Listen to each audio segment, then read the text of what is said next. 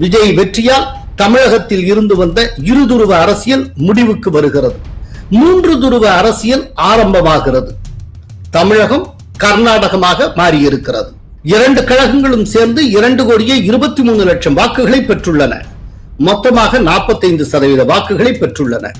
அதே நேரம் தாவேக 1,72,00,000 வாக்குகளை பெற்று 36% உள்ளது. விஜய்க்கு வாக்குகளை வாரி வழங்கிய மக்கள் பெரும்பான்மையை வழங்கவில்லை, ஒரு செக் வைத்துள்ளனர். திமுக கூட்டணியில் உள்ள கட்சிகளை தன் பக்கம் சேர்த்துக் கொண்டால் விஜய்க்கு மெஜாரிட்டி கிடைத்துவிடும். அதிமுக எம்எல்ஏக்கள் 10 பேரை தாவேகாவில் இணைத்து எம்எல்ஏ பதவியை ராஜினாமா செய்ய வைத்து இடைத்தேர்தலில் தாவேகா வேட்பாளர்களாக நிறுத்தி அவர்களை வெற்றி பெறச் செய்து தாவேகாவை நேரடியாக மெஜாரிட்டி பெற வைக்கும் திட்டம் உள்ளதாக கூறப்படுகிறது. திருச்சி கிழக்கிலிருந்து விஜய் ராஜினாமா செய்வார். அதைத் தொடர்ந்து அங்கு நடைபெறும் இடைத்தேர்தலில் திரிஷா போட்டியிடுவார். திருவல்லிக்கேணி முஸ்லிம்களின் வாக்குகளால் தான் உதயநிதி தப்பித்தார். மன்னடி முஸ்லிம்களின் வாக்குகளால் தான் சேகர் பாபு ஜெயித்தார். கிறிஸ்தவர்கள் வாக்கு சிதறியது.